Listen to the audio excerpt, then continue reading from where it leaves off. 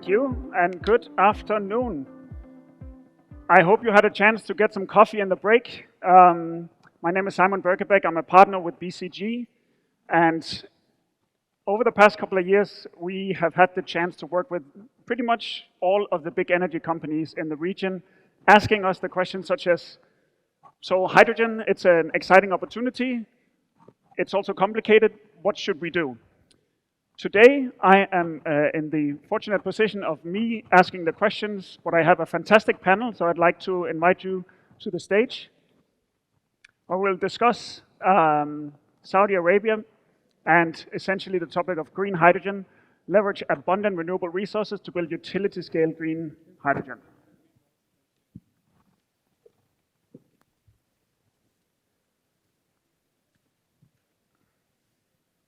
And we have a panel with quite a nice difference of backgrounds. So I think we can illuminate the topic. Yeah, I'll sit over there, that's fine. from all sorts of different angles.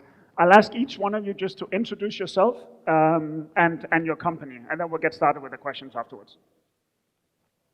Yeah, Lina, if you can start. Hi everyone, very nice to be here today. My name is Lina. I head up sustainable finance for Standard Chartered Bank for the West, which basically means Africa, MENA, Europe, and the Americas for us. We are my team is basically a product agnostic team, so we work across different products, basically loans, bonds, trade, derivatives, and what have you, essentially to structure solutions for clients in terms of putting together sustainable finance products that are in line with market standards and practices, ensuring that we also provide the right ESG advisory on their strategies, etc. We have quite a big mandate when it comes to green hydrogen, but also on the transition side of things, on transition finance. And yeah, very pleased to be here. Good afternoon, everyone. My name is Giuseppe. I'm a director for business development in the renewables and hydrogen team at ACWA Power. So ACWA Power is I would say, leading developer, operator of seawater desalination and power plants who are active in the Middle East, North Africa, the whole Africa actually right now, Central Asia and Southeast Asia. And over the last couple of years, we started venturing into green hydrogen, and I've been personally involved since the inception. And now I'm currently leading the development on ACWA Power side for the NEOM Green Hydrogen Project, which is effectively one of the first and or maybe one of the largest as well, green hydrogen and green ammonia project under development in the northwestern part of Saudi Arabia in NEOM. And quite excited to be here to discuss about the prospects in Saudi Arabia. Thank you. Thank you, Dries. My name is Antoine Cousin. I'm a partner at White & Case, legal advisors. I've been based in the region for close to 13 years, and I head our global power group in the Middle East.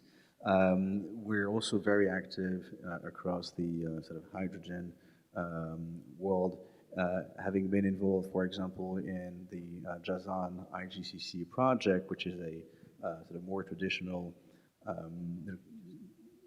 brown, really, more than gray hydrogen project that closed last year, and currently involved in the NEOM project supporting ACWA, NEOM, and AP. So that's, of course, a green hydrogen project, as you were saying. So very interesting to look at hydrogen from the perspective of sort of more established, traditional, non-green projects and sort of more innovative, forward-looking green projects, and looking forward to this discussion.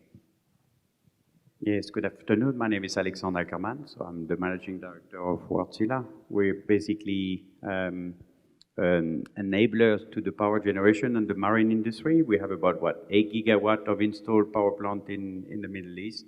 And I would say 1 out of 3 ships equipped with Wärtsilä technology. I think our aim for the last 50 years has been to accelerate the decarbonizations, is to improve efficiencies, is to adopt different type of fuel. We went from distillate fuel to HFO to gas and obviously today to derivate gas of hydrogen, ammonia, and methanol. I'm sure we're going to approach that.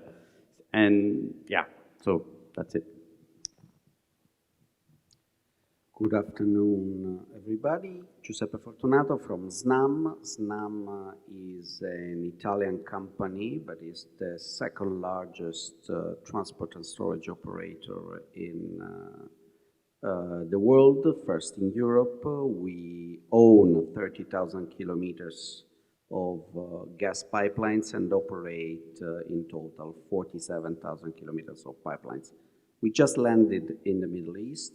We landed in Riyadh, so we believe in the future of any kind of molecule that can be transported.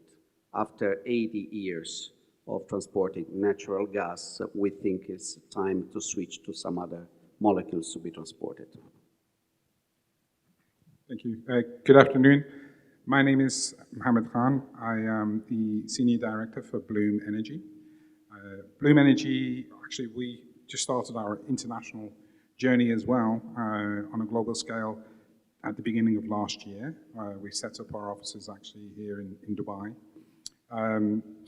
Bloom Energy really focuses on solid oxide fuel cells and solid oxide electrolyzers. So we manufacture, we install, and we operate and maintain fuel cells on a global scale. At present, we have approximately around 700 megawatts of installed capacity, and we're really looking forward to moving into the Middle East market and pursuing the opportunities here, especially within the hydrogen sector. Thank you.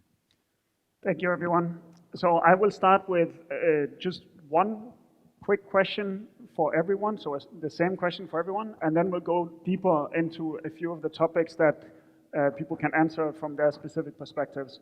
Then towards the end, I'll open up for the audience, so please take note of your questions as we go along, because we will take a little bit of time for a broader discussion towards the end. So to begin with, and Mohammed, maybe I'll start with you. How is the hydrogen opportunity different, or what should we think about differently in Saudi than the rest of MENA? And just a quick answer as we go along, and then we go deeper into the other questions. Sure. I mean, I think hydrogen has really taken a big stride in the hydrogen market. Saudi Arabia has really taken a big stride in that, and I think they are going to be one of the, for sure, first movers in the sector. And the scale of the project itself and the projects that are being announced is really going to drive the requirements of economies of scale and efficiencies. There's plenty of companies that are heavily involved. Obviously, ACWA Power is one of the biggest players within the opportunities that are out there. But as things progress, I think Saudi really needs to be looking at, not only are they looking to produce hydrogen for the purpose of transporting it and shipping it for ammonia and having off-takers in place, they really need to be, and what they're doing now is focused on how they can utilize that within their own kingdom as well. So I think that they've taken really big strides. I think one of the things that they need to think about and really look to integrate is policy.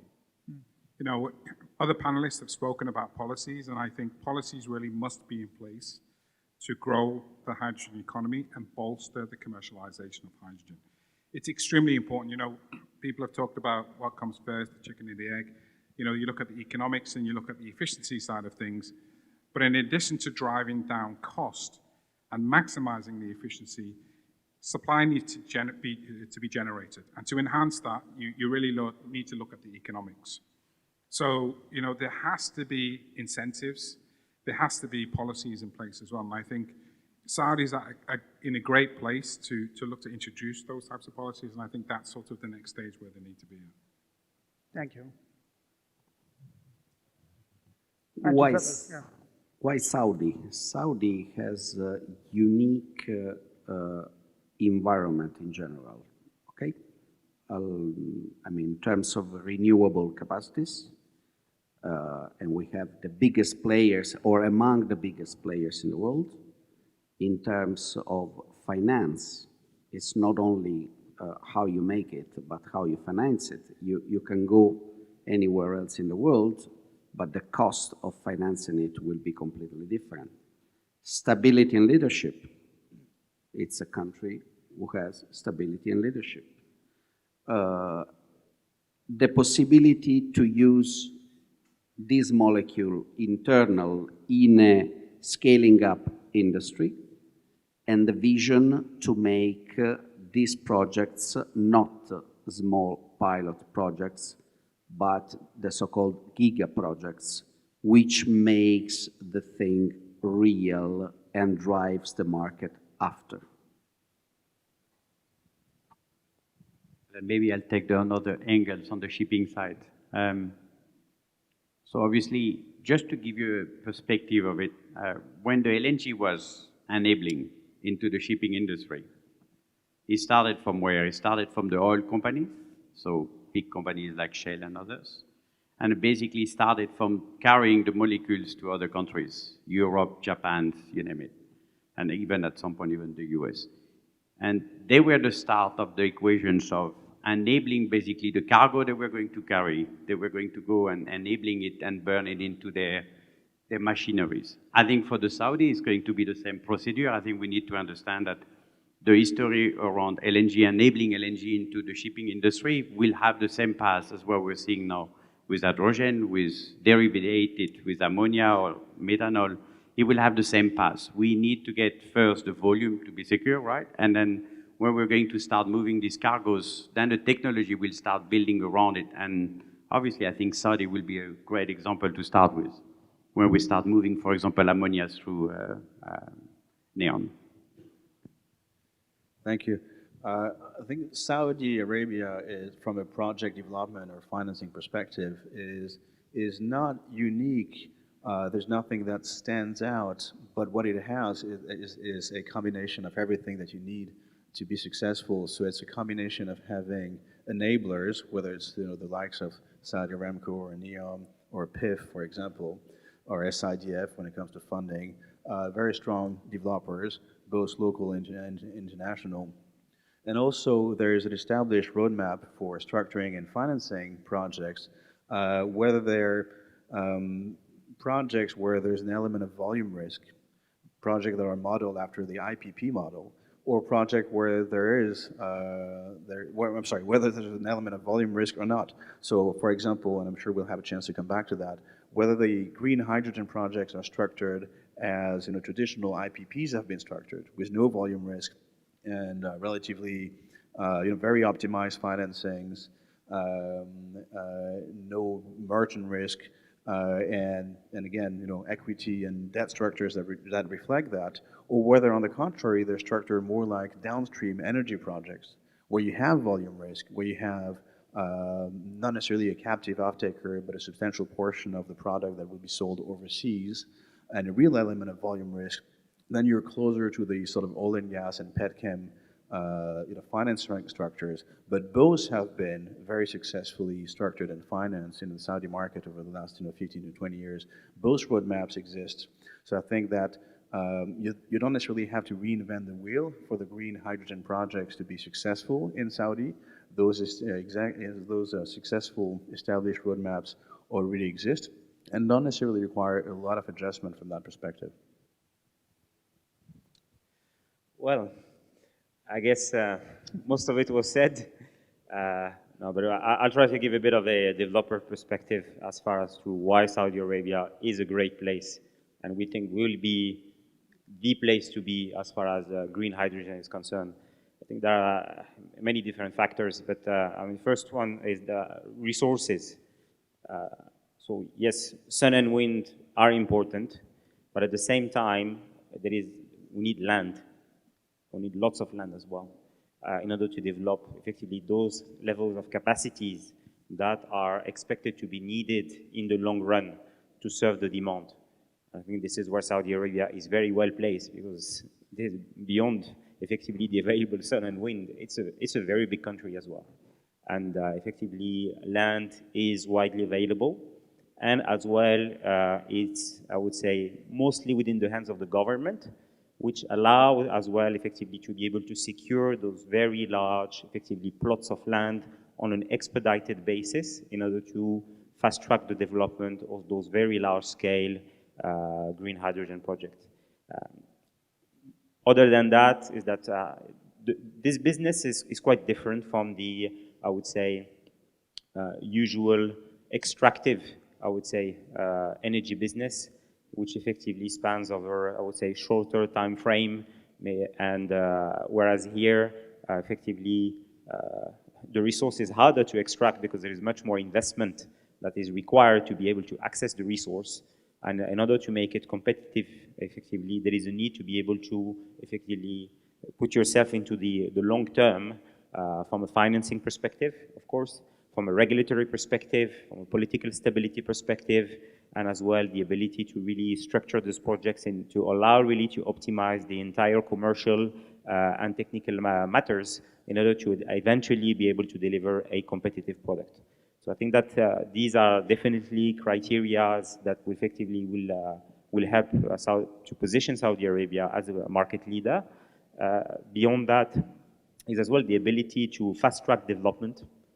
So development takes time and takes a lot of resources, and effectively there is a very well established track record of developing mega scale, both I would say on power, but as well on the industrial side and the oil and gas side projects within time frames that effectively allow to maintain the appetite of investors and as well be moderate on the upfront capital at risk, I would say, and I think that makes definitely a difference. Well, I guess you've done my job for me.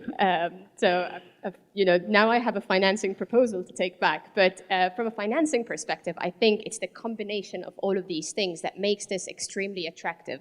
I think the really interesting position of Saudi Arabia is that it combines advantages of that are presented in different markets in MENA, but at the same time, the ability to attract and to develop projects of such mega scale and be able to pull it through. I mean, we are not talking about small projects here. We're talking about massive projects that are going to make a difference. And being able to put these projects in place and also attract the right investment potential to it is exactly why Saudi Arabia is probably going to be different in the hydrogen space.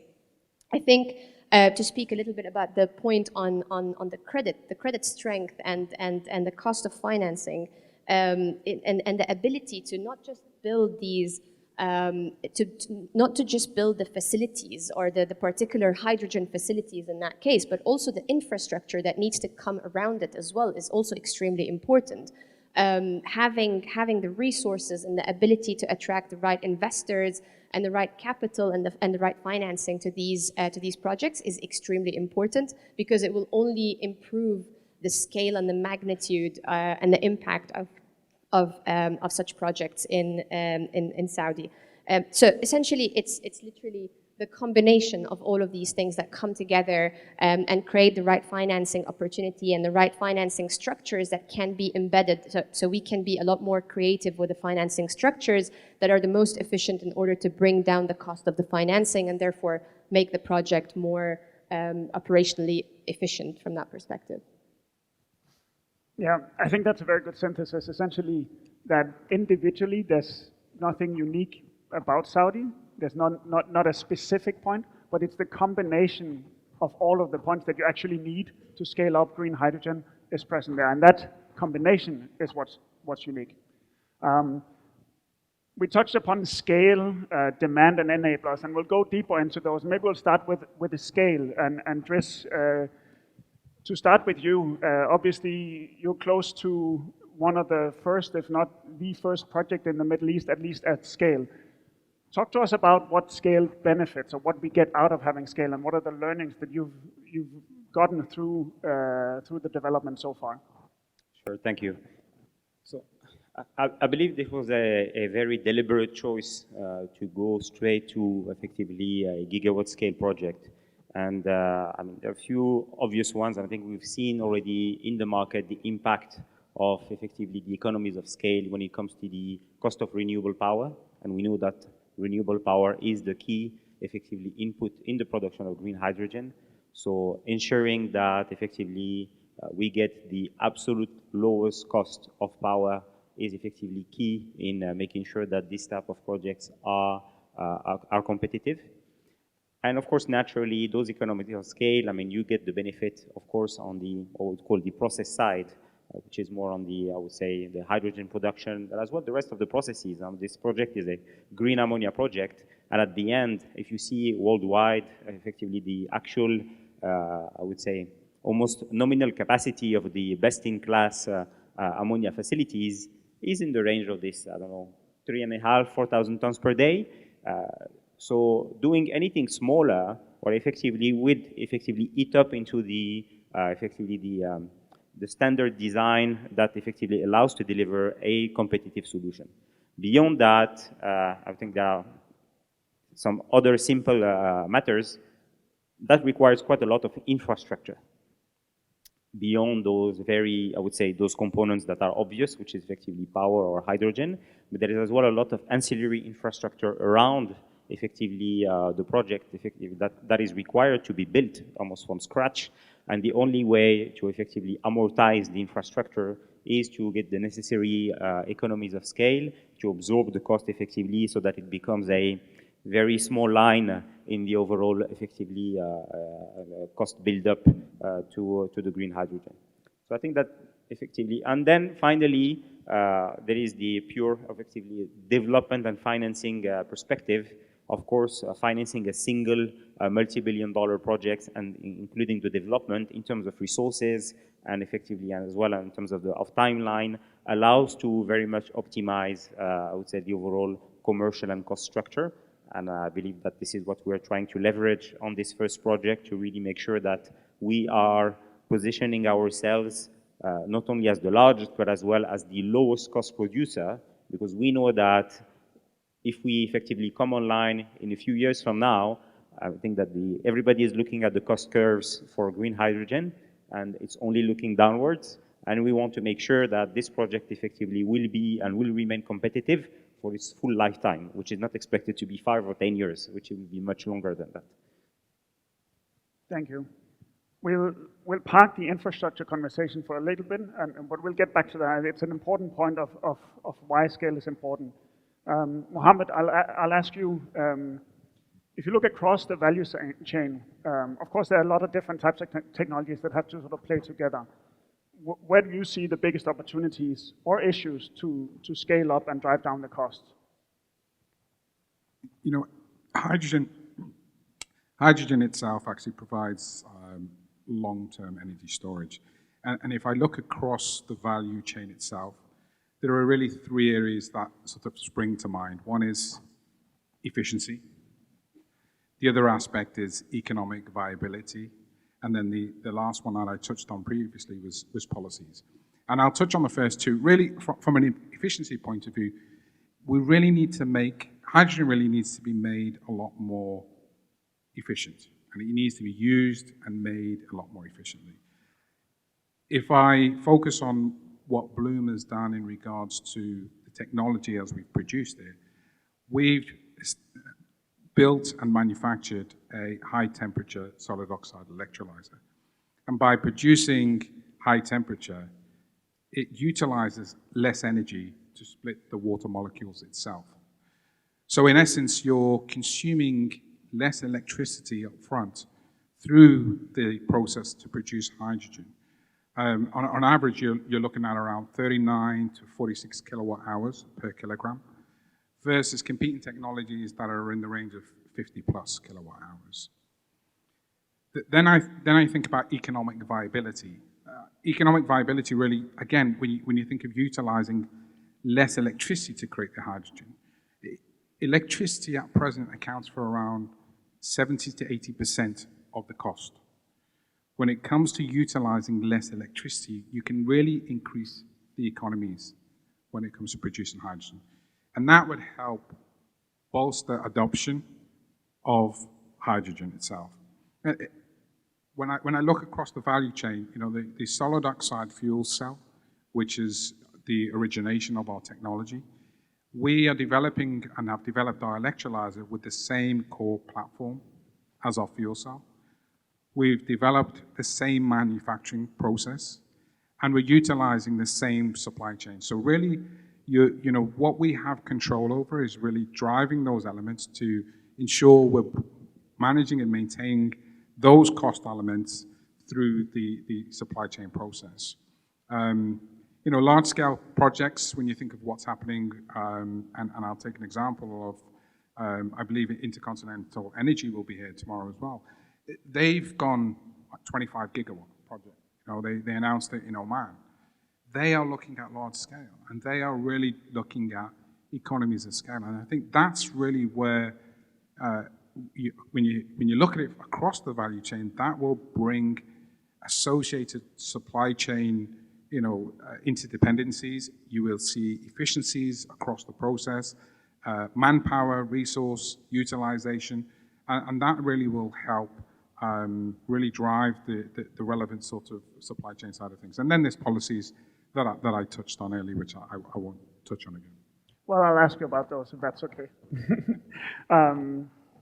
You're obviously very strong in the solid oxide side. Do you have a view of how the general technology landscape on the production or on the fuel cell side would develop over time with alkaline, PEM, etc.?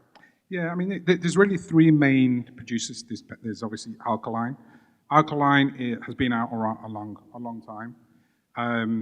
You know, efficiency is not where it needs to be. PEM, much more efficient, can produce hydrogen at pressure. But then you've got the aspect around the precious metals itself. And then you've got solid oxide. Solid oxide it's extremely efficient.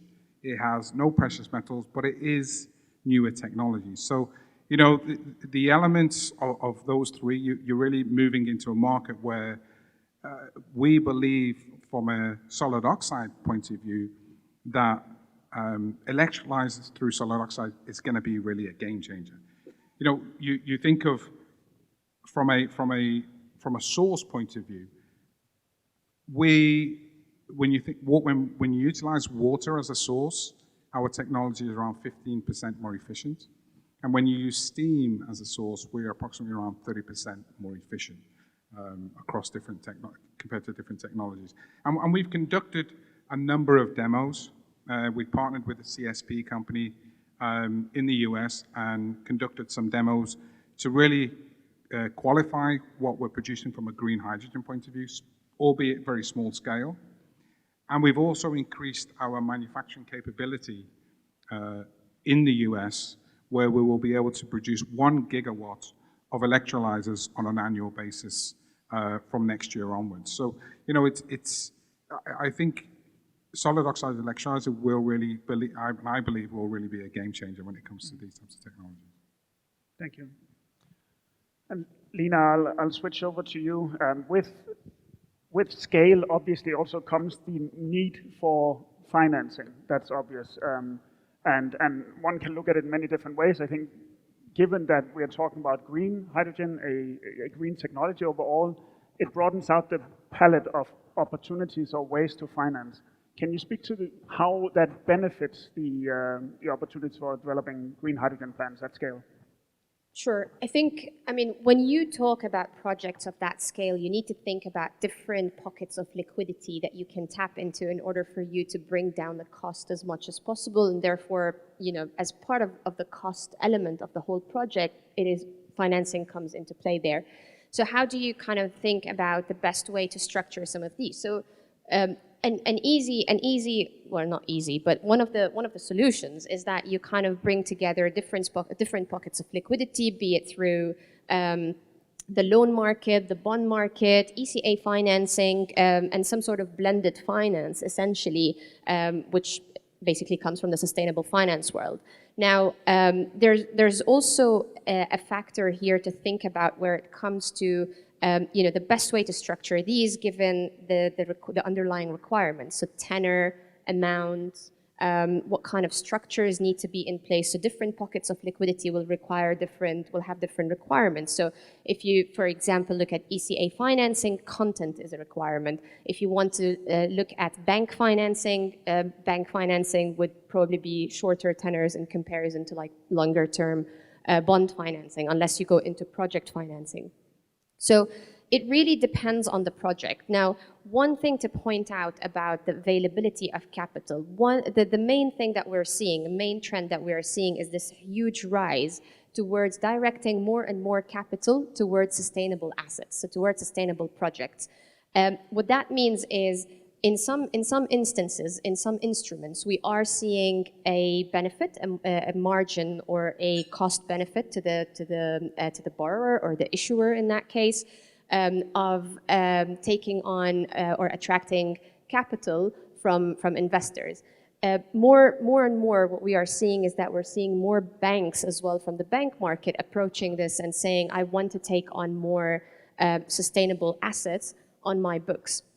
What will happen as a result of that is that you'll see a supply and demand shift that's going towards an advantage for greener type of products. And I mean, climate specifically is essentially taking the global stage at the moment. While ESG comprises of 3 different elements, I mean, the environment and climate change is basically one of the biggest challenges that we're facing in our lifetime. And therefore, a lot of that capital and financing is going towards these types of projects.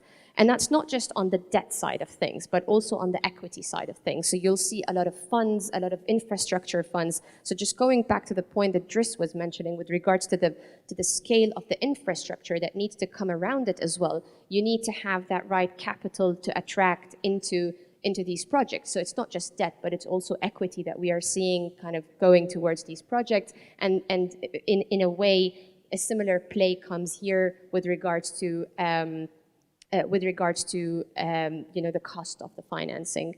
In terms of different elements, it depends on the type of project. If they're project financing, then that's one way of looking at it. But we're also seeing more and more sovereigns and more companies as well, including developing their own sustainable finance framework or green finance framework, and including green hydrogen specifically in their frameworks, which means that more and more this is becoming an attractive source of capital.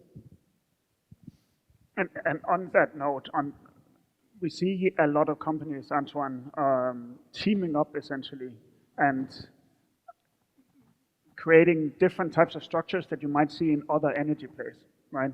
So most of our projects, both in Saudi, also internationally, at least the ones that are most mature currently, have a consortia set up, right? Where you might have many times an off-taker, not all the time, but many times, a technology provider, a renewable energy provider, and then occasionally also an infrastructure provider. Why do we see this? What is your view on where that comes from? Well, I think we're going to see a range of consortium structures, and it will be very project specific, although again there are established roadmaps that I think people will follow. As Lina said, I mean, a lot of it is project specific, but I think we can look at a number of different examples. For example, let's say that the Saudi power company, for example, SPPC, procures a relatively simple mid-size renewable project, a solar PV deal with a hydrogen storage facility and an electrolyzer attached to it. Then you're sort of in IPP territory, standard IPP territory. And if the lenders agree, and I'll speak under the control of Lina, of course, if they're comfortable that a leading power developer has enough expertise to run the electrolyzer itself, then there's no reason you would necessarily have a consortium. You could have your leading power developer take single point responsibility for the whole project, and your electrolyzer suppliers would not necessarily be equity investors. They could be equity, there could be equipment suppliers, technology suppliers, as they are in most projects. Now, at the other end of the spectrum, you have multi multi-billion-dollar, very capex-intensive projects with volume risk, where one of the consortium partners will be expected to market the project overseas with an element of volume risk. Then, of course, from a sponsor perspective and also from a lender perspective, it's a very different risk allocation. You will want a consortium with multiple players, with your technical member, your marketing member, your lead member, etc. And you'll want to make sure that they're invested in the project for a much longer period of time than what you normally see in an IPP. And of course, the sponsors will have, we'll look at it from the perspective of, oh, I want to be able to rotate my capital as soon as possible. I don't want to be stuck in this project for 20 years. So you have the usual fight between the sponsors and the lenders. But again, it's all very project specific. And I think it really goes back to that divide between, am I in sort of standard power world, or am I in downstream energy world? And that I think that will inform a number of things, whether it's the debt to equity requirements, whether it's the equity retention requirements, how long you're tied up in the project, and again also those consortium structures, and whether you need a consortium in the first place. But I think in the early stages, it would make sense for I think in the context of most projects, for people to team up, because you don't necessarily have that expertise. And again, that's obviously not a legal question, it's an operational question. But I imagine that you don't necessarily, the industry has not consolidated to the point where all of the big players have that expertise and those credentials to take single point responsibility for the project and to raise finance on the basis that they'll do it alone. But again, it will be largely project specific. Project specific and time specific, as you're also alluding to, right? I think what we all are aware of, but might not be able to see how this develops, right? It's a nascent market right now, and the structures that are put in place right now are due to some points that are there now, technology, maturity, sort of capabilities of all of the different actors, but that would develop down the line, right? Similarly, on the demand side, I think there's also a lot of uncertainty. And Alexandre, I'll turn to you, of course, because in your experience, you have exposure both to shipping and to power, two of, at least in the long term, very promising demand candidates for green hydrogen. How do you see the demand landscape develop? And feel free to focus on those or go broader. Thank you. Of course, I keep making the mirror of visions with the natural gas. I love it. Maybe not everybody love it, but when the world adapted basically the natural gas as a fuel in the marine industry, it took about 15 to 20 years. And if we look today, we're finally probably getting 1 out of 2 ships been operating in natural gas, and the regulations went along it. But the first one that basically went and burned gas were basically the one that carried the molecule from one country to another. So that was the first drive that basically generated the knowledge, the developments to get the market moving. I think we are going to basically see the same challenge with basically either hydrogen, ammonia, or methanol. Probably marines is going to go again to the easier way. First of all, they will be the slowest to move, sorry for the marine people. But this is going to be the slowest to adapt it. But they're going to look at ammonia and methanol because it's probably easier, and that's a molecule that we're already moving today.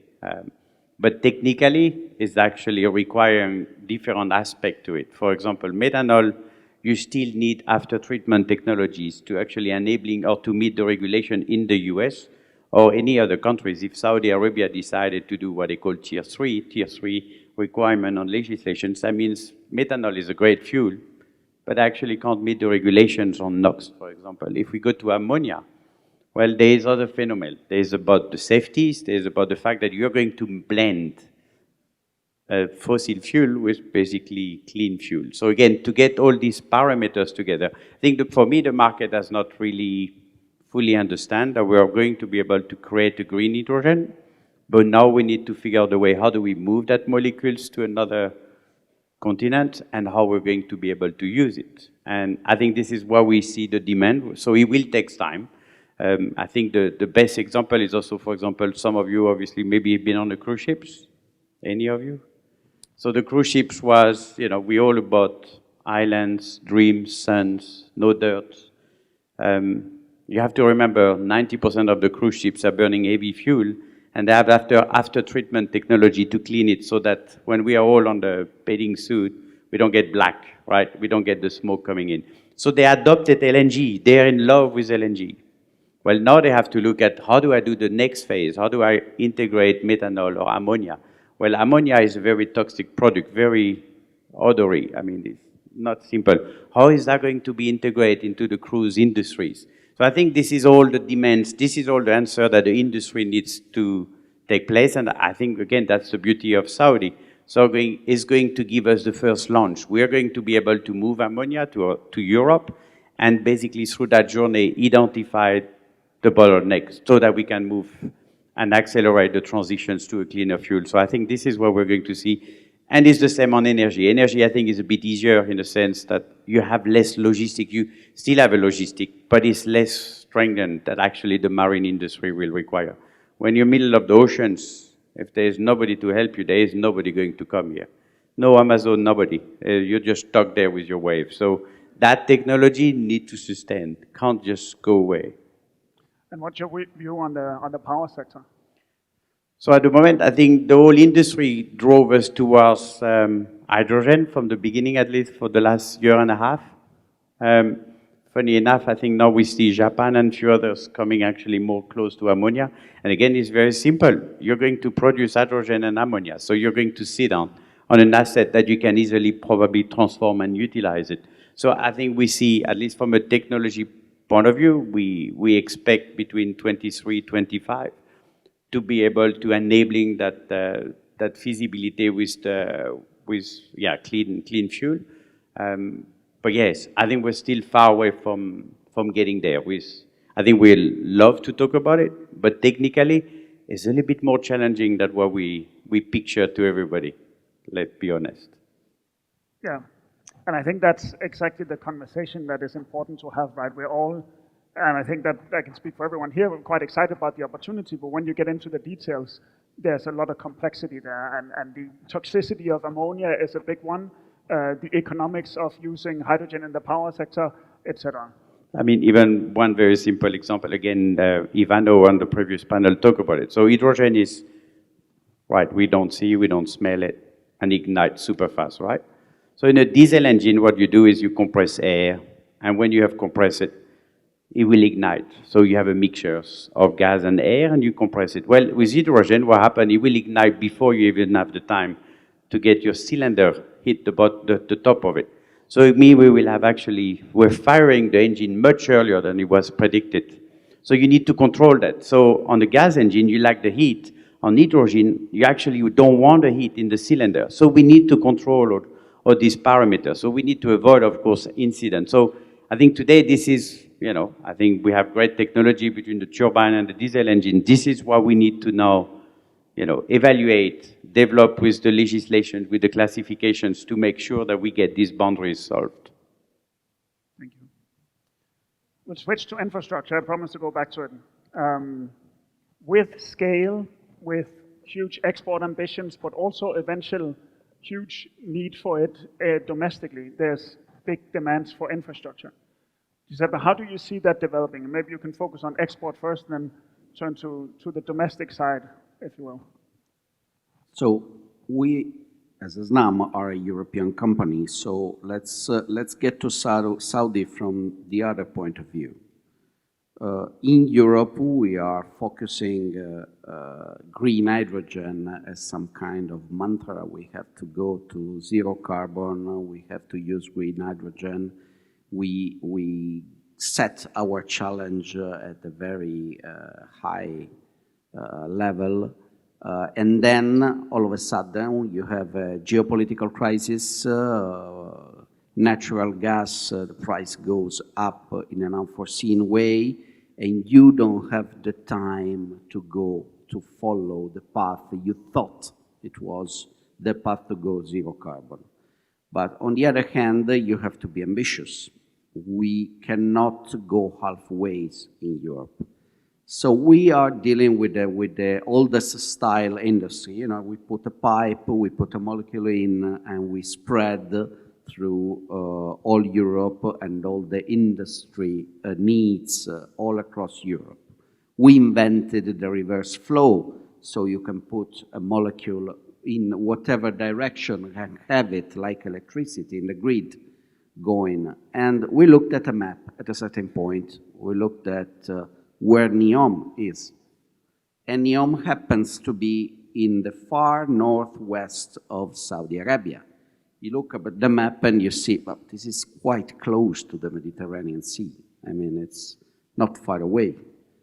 So why on earth shouldn't we think of bringing a molecule as a molecule, not as ammonia, I mean, dirty, smelly stuff.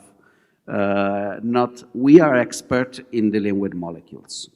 In the past 6 years, we've been testing our network. 99.5% of the network is able to carry 100% hydrogen, pure hydrogen.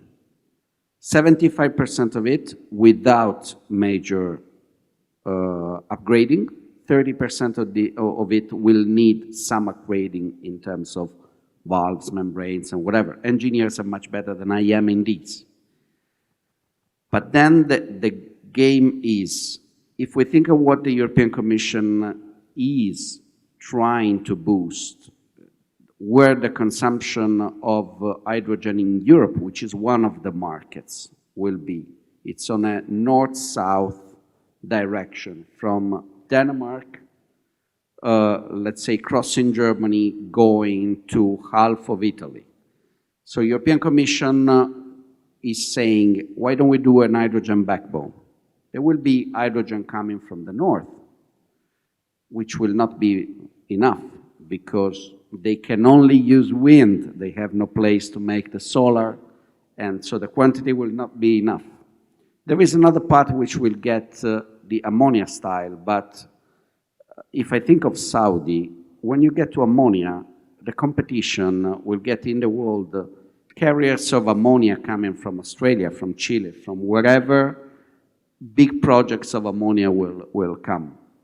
Why don't we do something unique and try to link the MENA region, so North Africa? We own a certain number of pipes coming from North Africa, 4 from Tunis, 1 from Libya. We have a pipe coming from Turkey, Greece, Italy, and all is connected. So the gas you put there now can be consumed in North Germany. It's the same gas. It's not another gas. We test our pipes and we say, we want to do a pipe. Where is this pipe coming from? We will see. But eventually, where the most of the hydrogen is produced, so we go back to Saudi Arabia. And why not? Let's be a little bit ambitious. We want to cross to the Mediterranean Sea and we want to go to Europe. These will make a stable supply on the European market, which is not the only market for hydrogen, but is now going to be one of the main markets, because you all know that Australia is going to feed Japan and the Far East. Chile is maybe going to feed part of the US. US itself is going to feed itself. But who is going to feed Europe? And where are all those conditions that are not unique, but if combined make the thing itself the best in Saudi Arabia? That's what we are thinking. Will it happen? I'm quite confident. Let's see. And then we are almost back at a full circle, because that would certainly require a huge scale, right, to make the economics work. I think we might have time for 1 or 2 questions from the audience, if there's some that would like. There's one over here.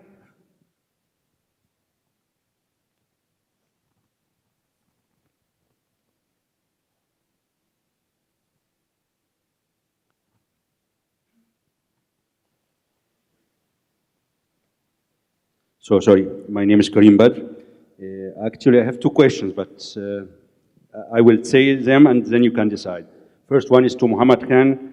You mentioned in the beginning of your talk that here in Saudi Arabia there's an intention to go for 1 gigawatt, let's say, electrolyzers, and this will take place by 2023.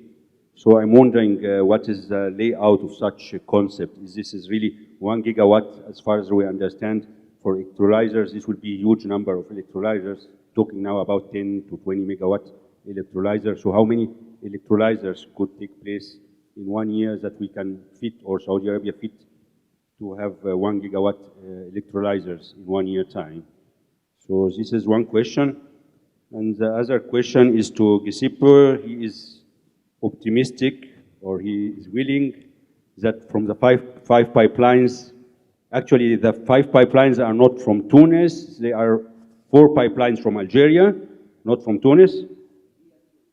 I know it's from Algeria, and one from Libya. It's via Tunis. It starts from Algeria, crosses Tunis, and crosses to Italy. So the gas feeded is from, sorry for reacting, because it's just a small thing. It goes via Tunis, it crosses the Mediterranean from Tunis, but of course it's feeded with Algerian gas. Okay. The question is still how you will get it from Saudi Arabia then till Tunis.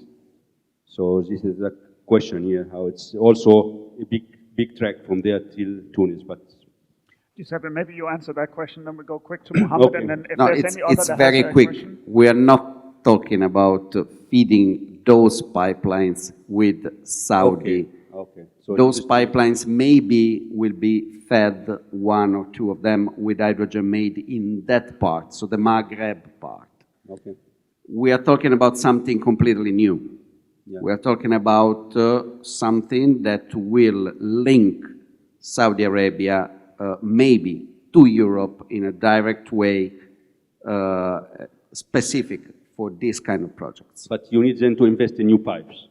Of course, we always do. We did the TAP pipelines from Azerbaijan to Europe to diversify from Russian gas. We made the southern part. We always build new pipes. This is part of the game. Thank you. I think from my side, you may have misheard what I mentioned. We are increasing our manufacturing capacity to 1 gigawatt on an annual basis for Bloom Energy, which all of that manufacturing capacity will be done in the US. I mean, if we can provide projects in Saudi Arabia with 1 gigawatt of capacity, for sure we'll be more than happy to do that. You know, these are, with regards to NEOM Phase 1, NEOM Phase 2, other projects that are happening there, you know, these are projects of significant interest for us. You know, a fully formed hydrogen market is years away. And I think for us, really, it's a case of making sure that we collaborate and partner with the right companies to ensure that we can fulfill the required targets that are out there. There's going to be required significant investment. And you just purely look at solar and wind. Solar and wind at the moment generate around 1.4% of the global energy mix at present as it stands. And that's been going for many, many years. So, you know, there's work to be done, but for sure we would, as Bloom Energy, be very much likely to be part of that journey. Thank you. We might have time for one last question. There's one in the end there. It probably has to be quick.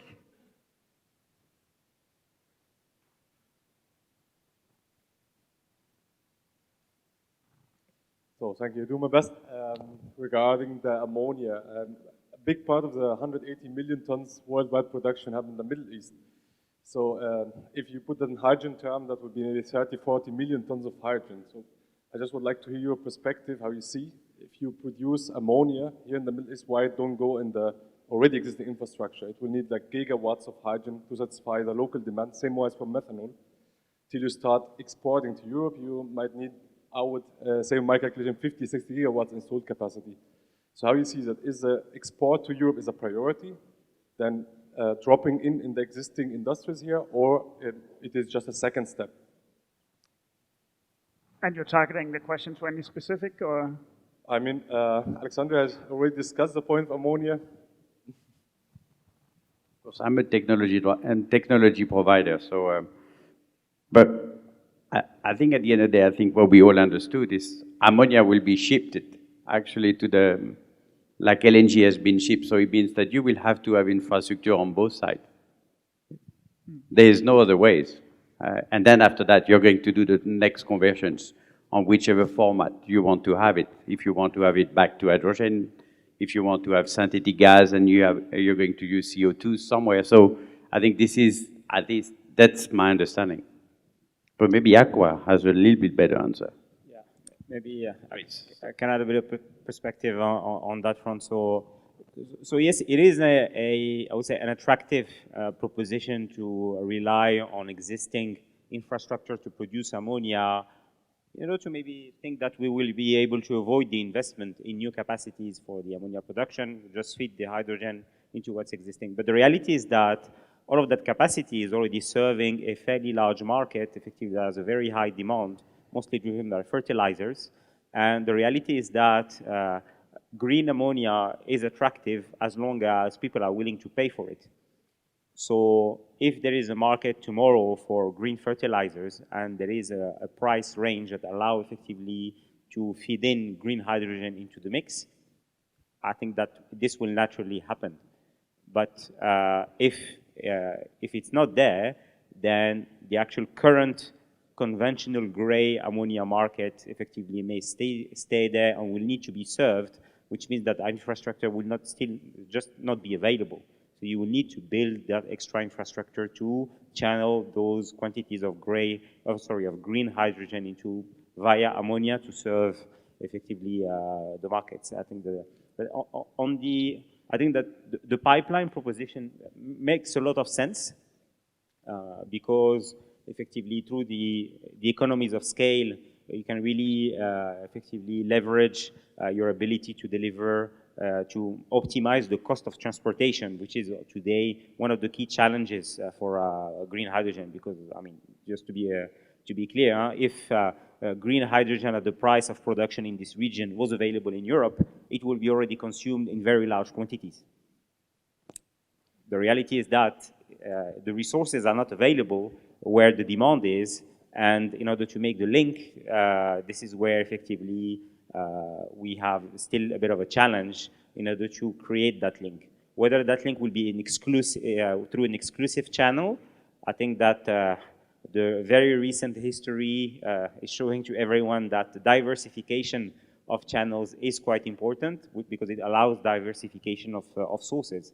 So I think that we'll still keep seeing, from my perspective, a mix of avenues to effectively deliver the hydrogen where the demand is via a combination of pipelines, ammonia, and maybe other alternatives that are yet to be developed over the medium to long term. Thank you very much. And with that, we are back to, I would say, the scale required and the abundant resources and this title of this panel. So thank you very much to the panelists. Thank you for the audience. I hope you will enjoy the rest of the conference.